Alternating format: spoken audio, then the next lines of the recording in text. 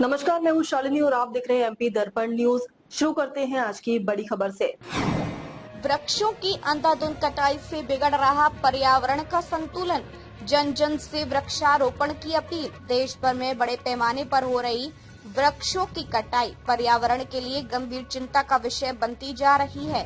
सड़क चौड़ीकरण, खेत खलिहानों, जंगलों के किनारे तथा खुली जगहों पर लगातार पेड़ों की कटाई के कारण प्राकृतिक संतुलन प्रभावित हो रहा है।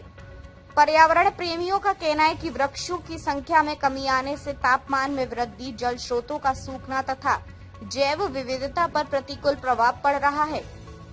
यदि समय रहते इस समस्या पर ध्यान नहीं दिया गया तो आने वाले समय में मानव जीवन के सामने गंभीर चुनौतियां खड़ी हो सकती हैं।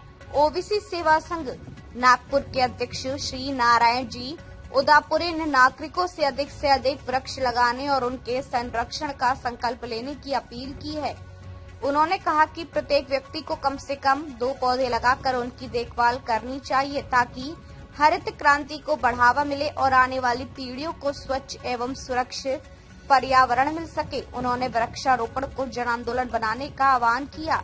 कहा कि प्राकृतिक का संरक्षण ही मानव जीवन की सुरक्षा का सबसे बड़ा आधार। एमपी दर्पण न्यूज रिपोर्टर नीलम चकोले।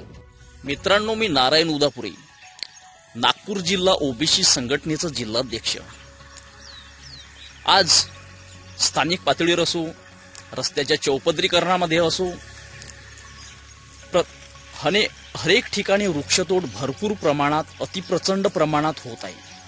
आणि ही जर वृक्षतोड अशीच जर होत राहिली तर निसर्गाचा संतुलन पूर्ण बिघडल्याशिवाय राहणार नाही। आणि हे निसर्गाचा संतुलन पूर्ण बिघडण्यामागे प्रत्येक व्यक्तीने लक्ष द्यावं आणि वृक्षतोड थांबवावी। याकरता स्थानिक पातळीवर लोकांनी प्रत्येकाने माझा हक्क, माझी जिम्मेदारी समजून 2 झाडे लावावी आणि झाडाला पाणी घालावे। हीच प्रत्येकाच्या चरणावर नम्र विनंती आणि प्रत्येकाने झाडी लावलीच पाहिजे।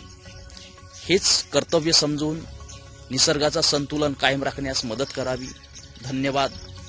अब तक के लिए बस इतना ही। फिर मिलते हैं ऐसी ही बड़ी खबर के साथ। तब तक के लिए मुझे दीजिए इजाजत और देखते रहिए एमपी दर्पण न्यूज। आपको हमारी खबर पसंद है तो Instagram, Twitter, Facebook, YouTube channel को लाइक करें और सब्सक्राइब करें। ऐसे ही लेटेस्ट अपडेट पाने के लिए बेल आइकन दबाना न भूलें। धन्यवाद।